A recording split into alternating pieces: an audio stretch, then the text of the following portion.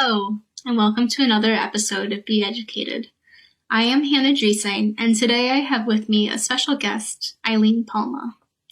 Aileen was also in our previous episode with other educators who all used to work with me and a crew of amazing individuals at the organization known as the Environmental Learning Center in Fort Collins, Colorado. Today, I will be following up with Aileen to hear more about her experiences in outdoor and environmental education. My name is Aileen, and currently I'm living here in California. I'm working at the REI, and I'm working there as a sales associate. So it's been really fun to work for such a great company. And it is different from what I've been doing in the past, but I feel like, so I lost my job from the outdoor science school due to COVID, but working at REI, it kind of feels like I'm still being able to do a little bit of outdoor instruction, just like helping people find the right packs or helping them find the right gear. So that's been really nice to kind of reconnect with, or just find like that sort of connection with. But originally, so I'm from Colorado and I grew up in Fort Collins, and actually growing up, I didn't really go hiking or camping very often. It was just something that my family wasn't really into. So we never really went. But I did love animals. I could tell you all sorts of facts about every single species on this planet, probably when I was younger. And yeah, so I always felt like I had some sort of connection to nature in that sort of way. I was just always really fascinated by some of their adaptations that animals would have to survive in like some of these really harsh environments, or even just being able to compete with one another. I always thought that was just really cool. So that's just kind of the basics about me. I guess nowadays I do go hiking, and I'm trying to get back into backpacking again, since that's something that I didn't really get to do when I was at the outdoor science school. Also I've gotten back into rock climbing again, so that's been really nice to be able to get any sort of frustrations out with climbing, and it's been great that the gyms are open again. So yeah, that's been really nice. Yeah, I think that it's really relatable. You're talking about how difficult it is to get into these outdoor recreations, and having access to natural areas is something that not all of us have all the time. And especially during times like this, during the pandemic, when some of those options aren't available to us. But I was wondering, in your personal experience, if you wanted to talk about how you have worked to kind of overcome these barriers, and how, even though you might not have had access to these things before when you're growing up in Fort Collins, or when you moved out to California for the first time, and how you kind of put your foot in the door and got started working on getting more interested in the environment and doing outdoor recreation. Yeah, totally. So I guess my journey really started in college. Took a semester off. I think it was my sophomore year. I took a semester off, and I was just feeling really confused about where I wanted to go in life. And so I took that semester off just so I could figure it all out. And actually this internship just kind of fell into my lap, and it was for this company called Environment for the Americas. And their whole mission was just to get more Latinos or Latinx folks outside and working in the outdoor industry. And so I thought that was really cool, and I was kind of curious about it. So I applied for it. I didn't know if I was really going to get it. And so I got it. And so I was working in Boulder for that semester that I had off. And that's kind of where I started to find more out about like outdoor ed, Um, and we had a training in San Diego, and that's kind of when I started to realize I had more of a passion for um, outdoor education. But yeah, so that kind of started it all. And after that, I ended up taking a couple of classes at CSU, at Colorado State University. And one of them was wilderness, outdoor wilderness, Oh, the um, outdoor leadership the class. outdoor leader. Yeah, Yeah, I heard a outdoor lot of good leadership. things about that one. It was great. Yeah, so that one also just really, I guess it made me realize, um, I guess that's what kind of helped to start prepare me for going outside. I think one of the biggest barriers for people going outside is just the knowledge and how to prepare for your trip to the outdoors.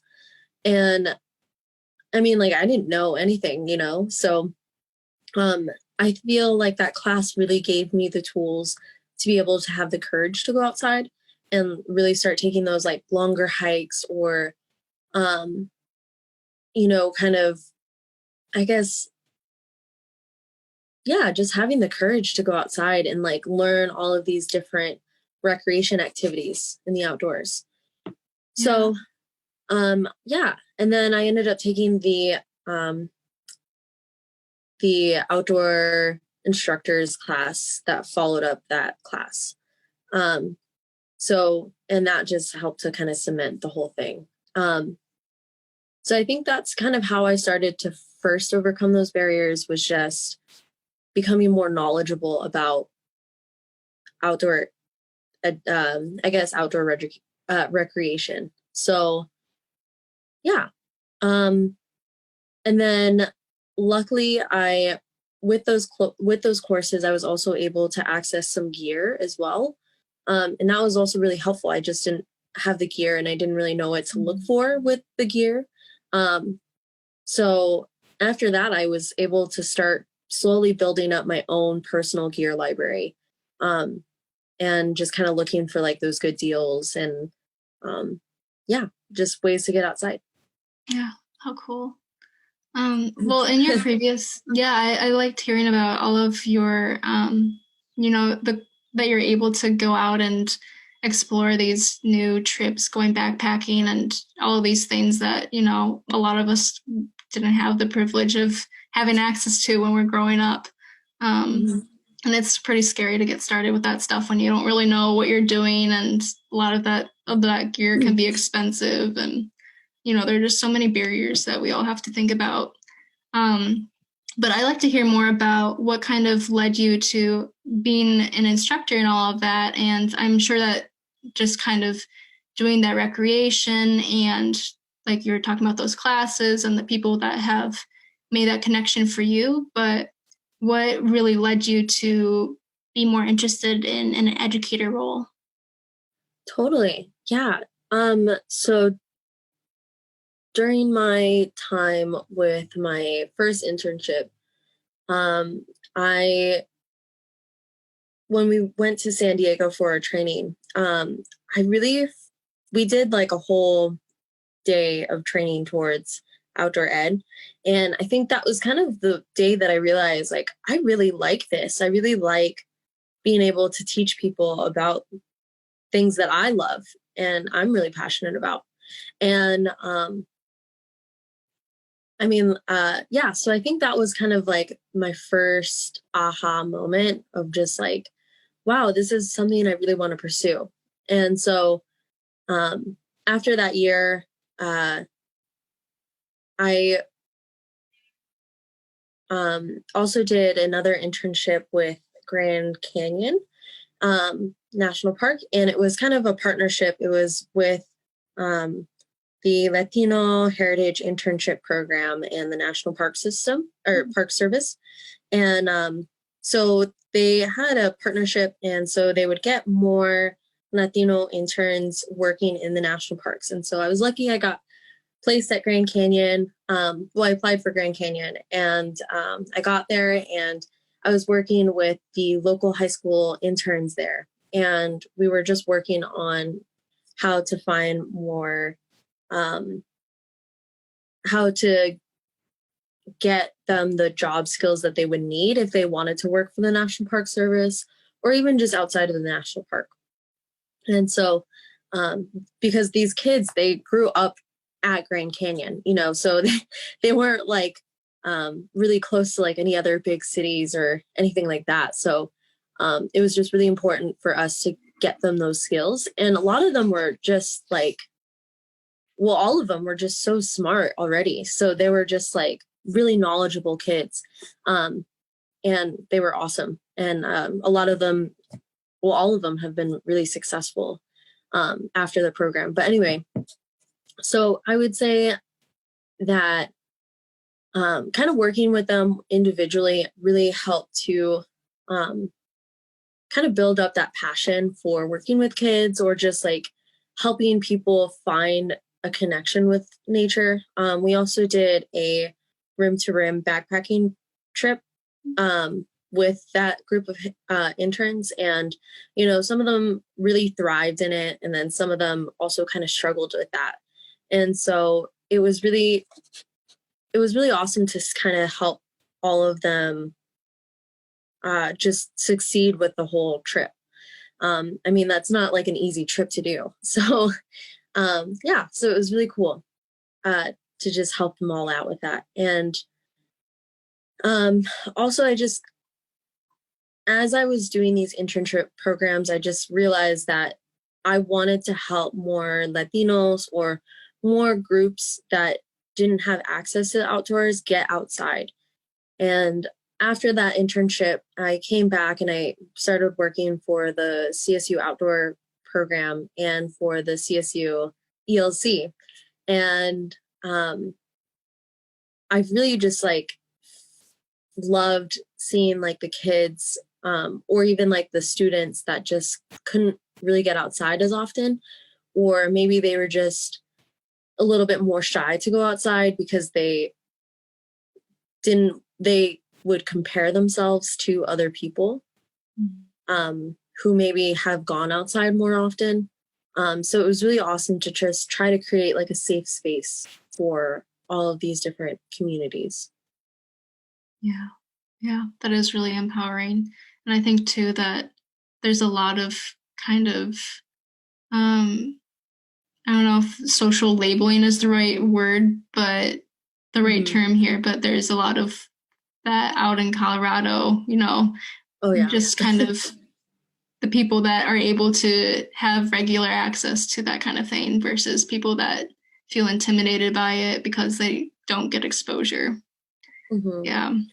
So that is a really cool piece of what you're doing. And yeah, I wanted to hear more about what you're doing in California and if you want to talk about your experience starting a Latino organization with environmental education. It's really an interesting experience, and I'd love to hear more about your journey with that.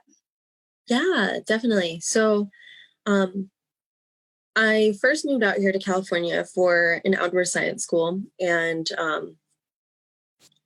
for the past 2 years, that was mostly what I was working on.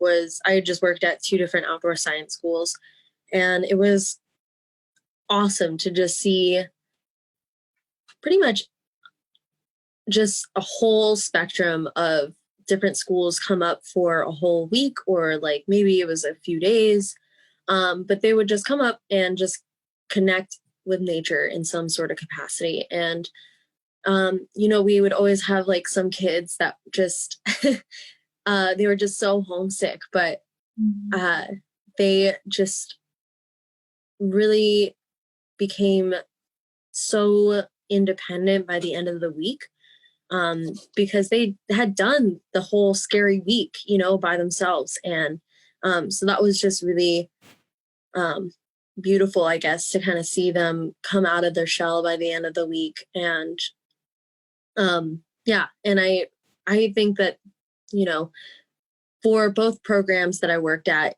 it was just something that was really needed for those kids. And we would always have some sort of other outlet for them as well. It wasn't just science, science, science. It was, sometimes they would be able to do like some sort of art or some sort of team building or anything like that. So that was also really good for them to have as well. Yeah. And so I guess nowadays, I have worked with the Latino Outdoors in the past. So they are a national organization. They actually started here in California. Oh, Their nice. main mission, yeah, Where their did they main start? mission, I'm sorry, Do you know where they started from? Where they're based? I think it was either LA, I think it was LA, Okay. or it was Central California. Hmm. Um, yeah, but so they are, yeah, so now they're internet or they're national. And so I actually met uh, one of the Latino Outdoors leaders in Colorado during my internship. And so they were kind of the ones that introduced me to the whole program. And after that, I had worked with them every once in a while during my time in Colorado. Um, and then when I came out to California, I had wanted to work with them, but I never really got a chance to start that up until recently. So now we are going to be opening up a new chapter in the Inland Empire. So I'm really excited about that. They have a location in LA, which is about an hour away from us, hour north of us. And then there's also another chapter below us in San Diego. And so that's about 2 to 3 hours away from us, I believe. And so there's not really anything in between. And Hmm. so having a chapter in Inland Empire, I think, is going to change a lot for them, just because they have the mountains there. And there's a very large Latino community in the Inland Empire. So I think that just having a closer group is going to be, it's just going to be great for pretty much everyone. So yeah, so that's kind of what we're working on right now. I have built up a team right now. So we're just kind of working on what kind of virtual events we're going to be doing soon and what kind of partners we want to work with. So yeah. Wow. That sounds so cool. Imagine it's just so much work to be setting up a new base like that. I don't know. Can you talk a little bit more about what that process looks like and, making those connections, networking with people, but also kind of establishing the building or whatever base that you're working from? What does that look like for you right now? Yeah. So luckily working at REI, I have um I have access to like a whole group of people who just love being outside and also people who love to teach about the outdoors. So I felt really lucky to just be able to ask, my coworkers, hey, are you interested in partnering up? And so that's how I kind of got the team built up. So that was really fun. And a lot of them are from the area too. So that was also really helpful. And they all had their own ideas as to who we can partner with. So I would say that the biggest thing is just having other people to work with. I think that would be the most helpful. Um, usually I tend to be the kind of person that likes to take all of these things on by myself. Um, but so I've been trying to like teach myself to be, um, to kind of delegate a little bit more. And so it's been really helpful to have a whole team. So I would say that's like the first thing that a person should do if they're looking to kind of build their own organization. Um, but also, since Latino Outdoors is a national organization, they have their own little toolkit for starting up your own chapter Oh, in an area. So that was really helpful to be able to follow those steps as well. And so one thing I think that they really emphasize is having other partnerships with organizations. Mhm. So yeah, and so kind of just following that toolkit has been really helpful. Um, so I would say, yeah, I would say those are probably the two biggest things to start with. If you're looking to start your own environmental education organization. But yeah. What organizations have they been recommending that you network with? Is it with schools or outdoor groups, or what specifically in your area applies to you? Yeah, they have they've actually have partnered with REI in the past. But REI, I think they tend to be the kind of company that reaches out to the organization. They don't have organizations reach out to them. Okay. So that was definitely one. And then one that me and my group talked about was maybe like just like local breweries, just helping to get like any donations or maybe fundraisers. So we will probably be contacting them. Maybe not right now, but sometime in the future. Um, but yeah, or you could also, I know they also kind of suggested maybe like the Girl Scouts or maybe like Boy Scouts as well might be good companies to partner with, or even I guess I know that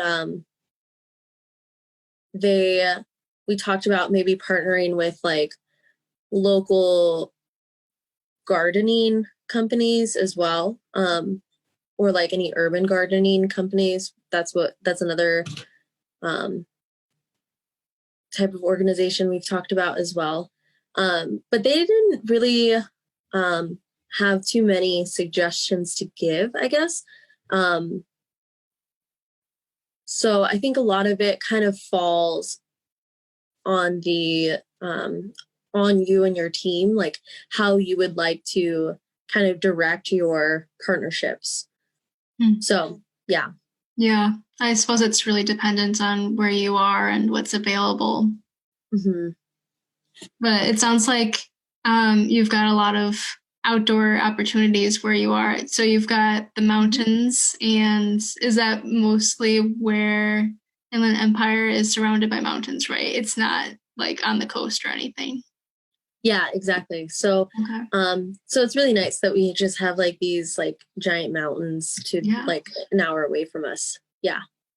that's super nice. Wow, that's Yeah. really exciting. I'm excited to hear more about how that looks, and I'm sure that once the pandemic is over and we're able to make those kinds of connections, that the organization and your base will be doing a lot better. But Yeah. yeah, Yeah. I guess this is a perfect time to be making those connections, and that you're able to talk to people at REI. I can see that's a great and valuable asset too. Um, yeah, I wanted to ask you more about your personal teaching experiences. And I know that you've worked for a lot of outdoor organizations, but um, what similarities and differences have you seen between these organizations? And how do you kind of make these positions feel your own so that you have your own unique way of teaching environmental education in a way that kind of speaks to the campers or group of students, adults, whoever you might be working with? Yeah, definitely. So I would say a lot of similarities would be just being so hands-on. I think that's just what makes environmental education so much different than any other type of education. Is just how hands-on it needs to be. And I think that's why, especially with the pandemic, it's kind of difficult to kind of get those programs going because it's hard to teach that virtually. And um, I'm not saying it's impossible, but that's just what makes the experience unique, though, is being able to take them on that hike that they were so tired of, and they finally get to like the top of this hill that they were working on, and they see the view and they're like, oh my gosh, it was so worth it. Or they get excited because they're excited to tell their family about it when they get back. And so I think that those are definitely the similarities across the board. I would say some differences between some of the organizations would be how what they prioritize, I guess. So at the first outdoor science school I worked at, really they kind of had like half days for hiking and learning about science. And then the other half of the day was kind of, I guess, more, was kind of directed towards other subjects. So it could have been like crafts, or it could have been like like any STEAM building sort of activities. So that was pretty nice because I feel like it was a really good break for kids. But over at the other outdoor science school I worked at, we were pretty much hiking the entire day, and we got to make our own lesson plans for the entire day. So that was also really nice because I feel like I got to teach what I thought the students would really gain the most from. Usually we would teach like some similar topics, like, tree identification, or, animal tracks, or things like that. But it was really nice because we got to decide how we were going to teach that, I guess. And so, we can make it more of a game, or if the students kind of wanted to do, I guess, a little bit more lecture type, if that's kind of like what helped them a little bit more, I guess you can make it a little bit more lecture type teaching. But still, it was just really nice to be able to kind of teach them in our own way. So that was definitely a big difference for me as well, making an entire lesson plan for an entire week. So that was really different. And also, just deciding how long it was going to take us to go on some of these hikes, where I could really take this group of students. Yeah, so I would say those are some of the differences. Across states, I would say it's kind of difficult to say since I didn't get to work at an outdoor science school where we would have the kids stay for multiple days in Colorado. So it's kind of difficult to say. But here in California, they've really emphasized this NGSS standard. And that's throughout all of California. And so pretty much the gist of it is that it has to be science that's really hands-on. I guess it's kind of the best summary I have for it. Yeah, so pretty much mostly any sort of teaching that you do should be really hands-on. And it seems like it's been really difficult for teachers in schools to be able to implement that standard. So I think it's really nice for them to be able to take the students to an outdoor science school. So that way it kind of gets some of that off of their hands. Have you seen mostly school kind of groups that have been going to these science schools that you've been teaching at, or is it just a variety of people that are visiting? Yeah, so it's schools that I've worked with.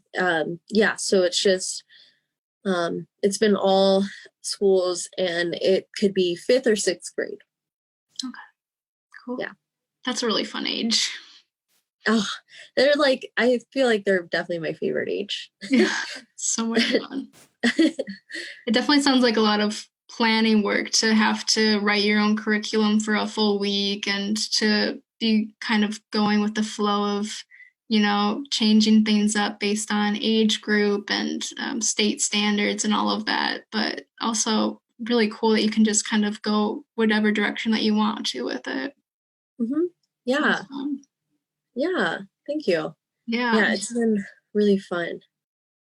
So, what advice would you have for educators and just people that are looking to either start acting as environmental educators or teachers that are looking to incorporate science standards that are more incorporative of environmental education techniques?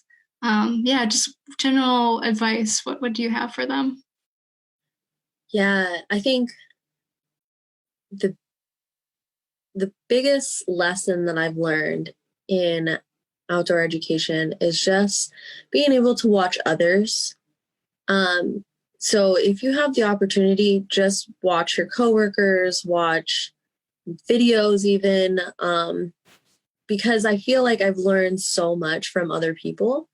And, you know, um, yeah, I would say that's probably my advice is just, you know, to not be afraid to ask questions either, with your coworkers. And, you know, it's great to kind of take the lead on everything, but also just being able to step back and watch someone else teach is just, I feel like it really changed um, my teaching.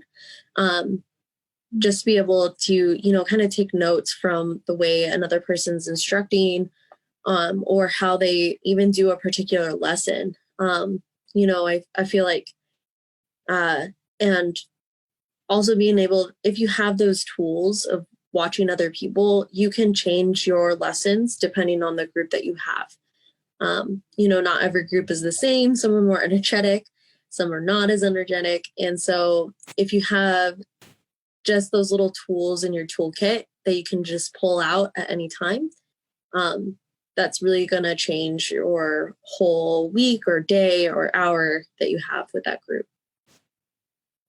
Yeah, that's great advice. Do you have specific platforms that you use when you aren't able to talk to a coworker or just want to, you're talking about videos, maybe podcasts or anything that you listen to?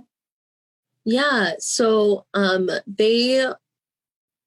we had this one website that they really recommended us to look at, and that was definitely a website that I used a lot. It's called Beetles, and it's Beetles.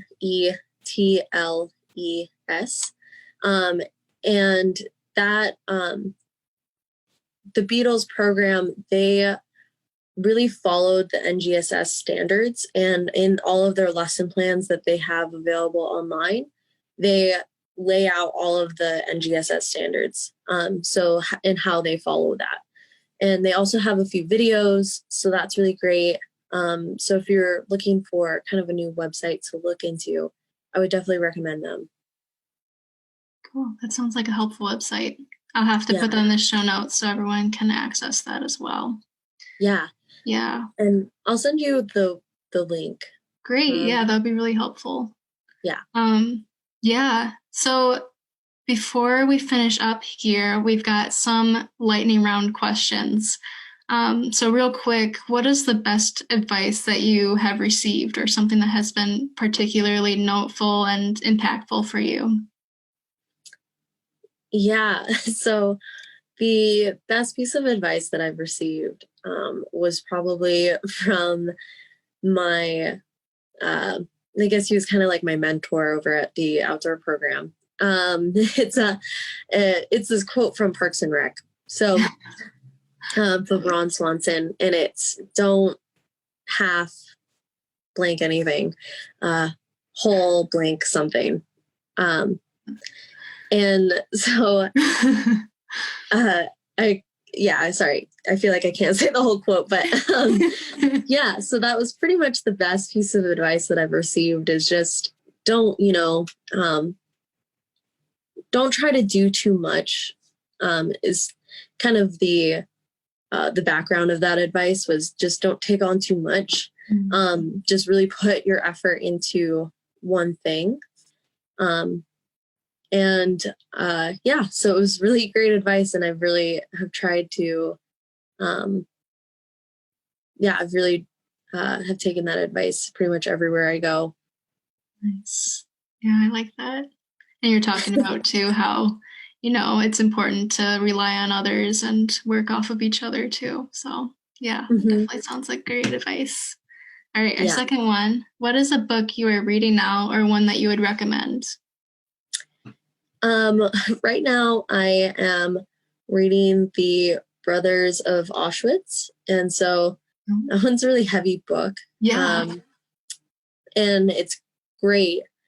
Uh, but it definitely is taking me a little bit longer to get through. I just have to put it down every once in a while.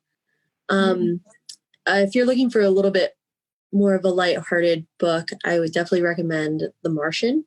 That one was a really interesting book to read. Nice. All right, and our third one. What is your favorite bee pun? Oh no, I forgot to look this one up. Uh, Oh, that's all right. It's a common running theme. I know. Oh, Hard to yeah. come up with them. Um, hmm. My favorite bee pun. Well, one that I would it's not really bee in the same bee, but I always love saying this to kids is just this is an A and B conversation. You can see your way out of it. That's probably one of my I not like the same that. bee. Yeah, little um catchphrase. Yeah, it's cute. yeah. Let me think really quickly. Sure.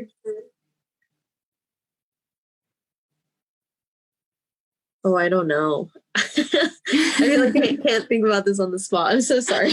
No, it's totally fine. Yeah, I Okay. understand completely.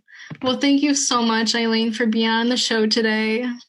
Yeah, thank you for having me. I really appreciate being on here and thank you for asking me to share my experiences. It's been Of really nice. course. No, it's great to have all of your insider knowledge, and I'm really looking forward to our future conversation where we'll talk with the other Environmental Learning Center graduates and have some more in-depth conversations about these topics. So thank you so much.